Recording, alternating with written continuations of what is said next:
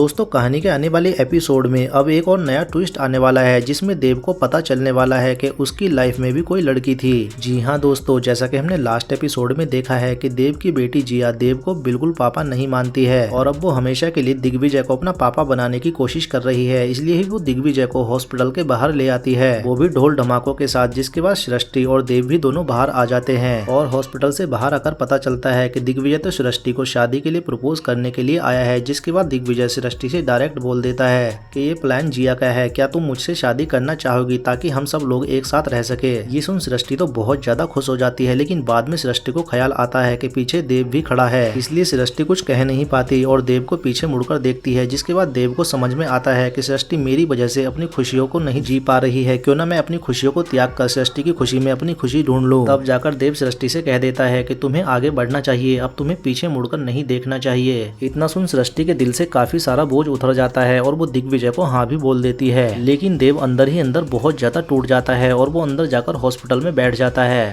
तभी हॉस्पिटल के अंदर एक मैजिक होता हुआ नजर आता है, क्योंकि देव और छोटा बच्चा दोनों प्रे करते हैं कि छोटा बच्चा अपने पापा से कभी अलग ना हो, और वैसा ही होता है। जिसके बाद देव को भी थोड़ा विश्वास हो जाता है। जिसके बाद छोटा बच्चा देव को भी कह देता है कि मेरी विश तो पूरी हो गई है, अब ये फूल आप रखिए, आपकी विश भी पूरी हो जाएगी। इतना सुन देव को विश्वास हो जाता है और वो फूल लेकर अपने ड्रॉर में रखने चला जाता है। और देव को वहाँ जाकर पता चलता है कि इसमें तो किसी की ईयर रिंग रखी होगी, होना हुई सृष्टि की ही होगी। जिसके बाद देव ईयर रिंग लेके सृष्टि के पास जाता है कि क्या ये तुम्हारी ईयर रिंग है, लेकिन सृष्टि साफ मना कर देती है कि मेरी ईयर रिंग नहीं है, हो सकता है तुम्हारी लाइफ में भी कोई लड़की हो, क्योंकि तुम्हें भी आगे बढ़ने का हक है, मैं मूव ऑन कर चुकी हूँ तो तुमने भी शायद मूव ऑन कर लिया होगा। ये सुन देव के पैर तले जमीन खिसक जाती है कि इसलिए ही सृष्टि ने मुझसे मूव ऑन किया होगा। तब देव इस बात की छानबीन निकालता है और वो जाकर वानी से पूछता है कि क्या मेरी लाइफ में कोई लड़की थी, क्योंकि तुम मेरी सबसे अच्छी दोस्त थी। जिसके बाद देव को वानी बताती है कि तुम्हारी लाइफ में एक लड़की थी जो पेशेंट के बाद तुम्हारे लिए सबसे ज्यादा इम्पोर्टेंट थी। तब देव वानी से बार बार पूछने की कोशिश करता है कि आखिर वो लड़की कौन थी, लेकिन वानी क्या अपना नाम बता पाएगी या नहीं, या वानी कोई और कहानी ही बना देगी, ये तो आने वाले एपिसोड में ही पता चलेगा। वहीं दूसरी तरफ जो देव ने प्रे की है, क्या देव की प्रे कबूल होगी, क्या सृष्टि और उसकी बेटी जिया वापस देव के पास आएगी। आपको क्या लगता है, अपनी राय हमें कमेंट में जरूर बताएं।